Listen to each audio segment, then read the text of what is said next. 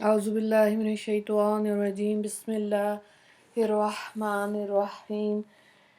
सूरह हिज्र हम कर रहे हैं और पारा नंबर 14 है। आज हम इसका रुकू नंबर 4 देखेंगे इंशाल्लाह। और आयत नंबर 45 से देखें 50 तक।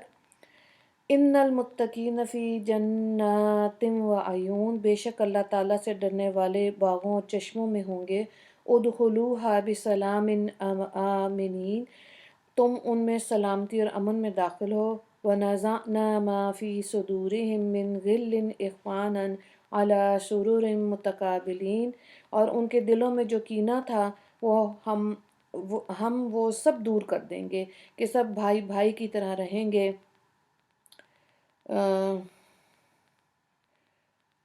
तख्तों पर आमने सामने बैठा करेंगे।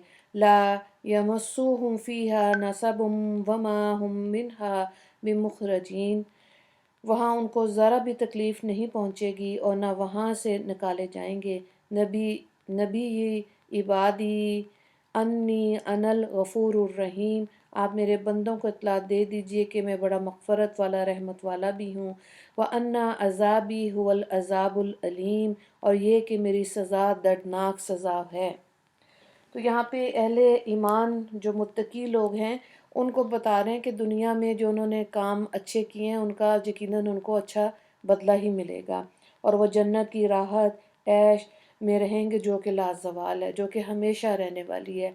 ज़ाहिर है ये दुनिया फ़ानी है। यहाँ ये अल्लाह रब्बुल इज़्ज़त ने जब इस दुनिया को बनाया था तभी इसको वाइंड अप करने का, यानी कि इसको ख़त्म करने का भी इरादा किया था। तो इंसान को जो अल्लाह ने मर्ज़ी और इल्म अता किया है उसी का रिज़ल्ट निकलेगा आखिरत में। और सारे मराहिल जो हैं इंसान की मौत, कब्र, हशर, पुलसरात, जन्नत सबका अहादीस से हमें पता चलता है। फिर जन्नत में जाने से पहले सब हर इंसान को दिल में से जो रूहानी बीमारियां थीं, जो दुनिया का हिस्सा था, वो सब ख़त्म हो जाएंगी। हर गुस्ल एक नहर से गुस्ल दिया जाएगा और फिर जन्नती जन्नत में जाएंगे, लेकिन वहाँ जाकर उनको एक दूसरे पे गुस्सा नहीं आएगा, नफ़रत नहीं आएगी, हसरत नहीं आएगी। हसरत तो इंसान करेगा दर्जे के ऊपर कि काश दुनिया में मैं मेहनत ज़्यादा कर लेता। लेकिन अहले जन्नत को यहाँ पर खुशखबरी दी जा रही है, जन्नत की नेमतों के बारे में बताया जा रहा है कि एक हदीस में आप सल्लल्लाहु अलैहि वसल्लम ने फरमाया, मफ़हूम ये है कि अहले जन्नत से कह दिया जाएगा कि अब तुम हमेशा तंदुरुस्त रहोगे, कभी बीमार नहीं होगे, और अब तुम हमेशा ज़िंदा रहोगे, कभी मौत तुमको नहीं आएगी, और तुम हमेशा अब जवान रहोगे, तुम पर बुढ़ापा भी नहीं आएगा, और अब तुम हमेशा आराम से मुकीम रहोगे, कभी सफ़र की तकलीफ़ तुम्हें उठानी नहीं पड़ेगी।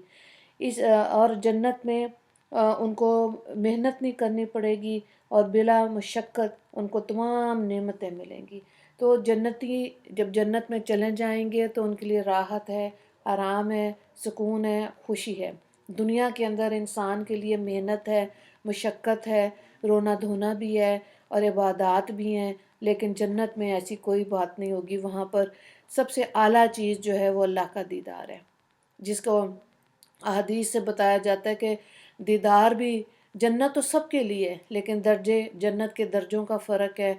और दीदार इलाही उन्हीं लोगों को मिलेगा जिन्होंने कॉन्शियसली होशो हवास से दुनिया में अल्लाह की बात को माना होगा और अल्लाह की मानकर ज़िंदगी गुजारी होगी। उनके लिए हाईएस्ट लेवल ऑफ जन्नत होगा। तो अल्लाह ताला हमें भी इस चीज़ की तौफीक दे कि दुनिया में हम शऊरी तौर पर शरीयत पर अमल करने वाले बने और मखलूक में खैर बने और आखिरत में अल्लाह के प्यारे बने। अल्लाह ताला ये तौफीक हम सबको दे। अगली आयत को देखें, आयत नंबर 60 तक, 51 से 60 तक को देखें। यहाँ पर रुकू नंबर 4 भी मुकम्मल हो जाएगा।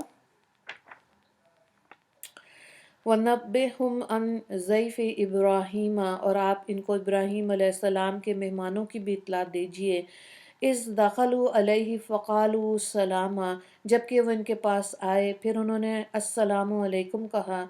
क़ाला इन्ना मिनकुम वजिलून, और इब्राहीम अलैहिस्सलाम कहने लगे हम तो तुमसे ख़ाइफ़ हैं। क़ालू ला तुजल इन्ना नुबश्शिरूका بغلام علیم، انہوں نے کہا کہ آپ خائف نہ ہوں، ہم آپ کو ایک فرزند کی بشارت دیتے ہیں جو بڑا عالم ہوگا۔ قالا ابشرتمونی علی ام مسنی الکبر فبما تبشرون، ابراہیم علیہ السلام کہنے لگے کہ کیا تم مجھ کو اس حالت پر بشارت دیتے ہو کہ مجھ پر بڑھاپا آ گیا؟ قالوا بشرنا بالحق فلا تکم من القانتین، سو کس چیز کی بشارت دیتے ہو؟ وہ بولے کہ ہم آپ کو امر واقع کی بشارت دیتے ہیں، سو آپ نا امید نہ ہو۔ قالا ابراہیم علیہ السلام نے فرمایا وَمَن يَقْنُطُ مِن رَحْمَتِهِ رَبِّهِ إِلَّا الضَّالُّونَ، ابراہیم علیہ السلام نے فرمایا کہ بھلا اپنے رب کی رحمت سے کون نا امید ہوتا ہے بجز گمراہ لوگوں کے۔ قال فما خطبکم ایھا المرسلون، اب تم کو کیا مہم درپیش ہے؟ قالوا انا ارسلنا الی قوم مجرمین، اے فرشتوں، تو فرشتوں نے کہا کہ ہم ایک مجرم قوم کی طرف بھیجے گئے۔ الا علی لوط انا لمنجوہم اجمعین، مگر لوط علیہ السلام کا خاندان کہ ہم ان سب کو بچا لیں گے بجز الا امرأتہ قدرنا انہا لمن الغابرین، بجز ان کی بیوی کے کہ اس کی نسبت ہم نے تجویز کر رکھا ہے کہ وہ ضرور اسی مجرم قوم میں رہ جائے گی۔ تو یہاں پہ دیکھیں اللہ تعالیٰ کی رحمت کی بھی بات آ رہی ہے اور غضب کی بھی بات آ رہی ہے۔ رحمت یہ کہ حضرت ابراہیم علیہ السلام کے لیے اولاد کی بات آ رہی ہے، اور حضرت ابراہیم علیہ السلام نے یہ جو فرشتے تھے جب یہ ان کے سامنے آئے ان کو یہ اطلاع دینے کے لیے، تو حضرت ابراہیم علیہ السلام نے ان کی تواضع کے لیے کھانا رکھا، ان کے سامنے ایک بچڑا تھا، اس کو بھونا اور وہ رکھا، لیکن فرشتوں نے نہیں کھایا کیونکہ وہ فرشتے تھے تو وہ تو کھانے پینے کی قید سے آزاد ہے۔ اور دوسری چیز انہوں نے قوم لوط پہ عذاب کی بات کی اور یہ بات بتائی کہ ان کی جو بیوی تھی حضرت لوط علیہ السلام کی وہ مومن نہیں تھی، وہ شر و شرارت رکھنے والا مزاج تھا اس کا، اس لیے اللہ کا غضب اس پر بھی نازل ہوا۔ اور یہاں پہ جو قوم مجرمین ہے اس سے مراد قوم لوط ہے۔ قوم لوط کا ذکر بہت دفعہ ہم پہلے بھی دیکھ چکے ہیں، اور یہ وہ قوم ہے جس نے بے حیائی کے بالکل انوکھے انداز کو شروع کیا تھا، اور بے حیائی وہ عمل ہے جو اللہ کو بالکل نہیں پسند، بالکل نہیں پسند، اسی لیے باقی قوموں پہ دو دو عذاب آئے لیکن یہ واحد قوم تھی جس پہ 5 مسلسل عذاب آئے۔ اور ظاہر ہے حضرت جبرائیل علیہ السلام نے اس قوم کو اوپر لے کے گئے، یعنی کہ بالکل زمین کے نیچے سے اوپر لے جا کے نیچے پٹخا، اور یہ اب ڈیڈ سی کے نام سے جو سمندر ہے وہاں پہ اس کے نیچے یہ قوم ہے، اور ان کو عذاب ہو رہا ہے اور قیامت میں بھی ان کو عذاب ہوگا۔ ہم جنس پرستی کا انہوں نے اس چیز کا آغاز قوم لوط سے ہوا تھا، جو اب آج کل کے زمانے میں اگر آپ دیکھیں کتنے ملکوں نے اس چیز کو لیگل کر لیا کہ مرد مرد سے شادی کر سکتا ہے، عورت عورت سے کر سکتی ہے، لیکن ان نیچرل وے آف لیونگ ہے یہ، جو میڈیکل پوائنٹ آف ویو سے بھی غلط ہے، لیکن اللہ کے حکم میں اس کام میں اللہ کی حکم کی بے حد نافرمانی ہے۔ تو جب اتنی نافرمانی ہوگی تو ظاہر ہے اللہ کا عذاب اس قوم پر بھی آیا تھا، اور آج کے دور میں اور آج سے پہلے جتنے لوگوں نے اس کام میں حصہ ڈالا یا کیا وہ سب اللہ کے غضب کا، اللہ کے غصے کے حقدار ہیں، اور ان کو بھی عذاب ہوگا۔ اس رکوع سے ریلیٹڈ 3 سوالات ہیں۔ پہلا سوال ہے آیت نمبر 146 سے 49 تک، جنت کی خوبیاں تحریر کریں۔ دوسرا سوال ہے حضرت ابراہیم کے مہمانوں کے کھانے، حضرت ابراہیم کے مہمانوں نے کھانا کیوں نہیں کھایا تھا۔ تیسرا سوال ہے قوم مجرمین سے کون مراد ہیں۔ دعا کر لیتے ہیں۔ یا اللہ ہم کو دنیا اور آخرت میں اپنی رحمتوں میں ڈھانپے رکھنا، اور اپنے غصے اور غضب سے اپنی پناہ میں رکھنا۔ یا اللہ اپنی رحمت سے ہم کو اس دنیا اور اس زندگی میں ان اعمال کی توفیق عطا فرما دیجئے جس کے باعث آپ ہم سے راضی ہوں، اور ان اعمال سے یا اللہ ہم کو بچائیے جس کے باعث آپ کا غصہ اور غضب قوموں پر نازل ہوا۔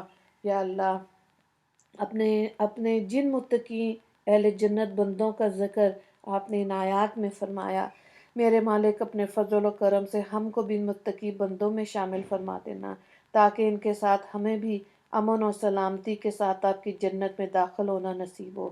یا اللہ ہمارے حق میں اپنی صفت شان غفور الرحیمی ظاہر فرمائیے اور ہم سب کو اپنی رحمت سے مغفرت فرما دیجیے۔ میرے مالک اپنے عذاب سے ہمیں اس دنیا میں بھی محفوظ فرمائیے اور آخرت میں بھی ہمیں امن والوں میں شامل فرمائنا۔ آمین۔ وآخر دعوانا ان الحمد للہ رب العالمین۔ اللہم اغفر للمسلمین والمسلمات والمؤمنین والمؤمنات۔ السلام علیکم ورحمۃ اللہ وبرکاتہ۔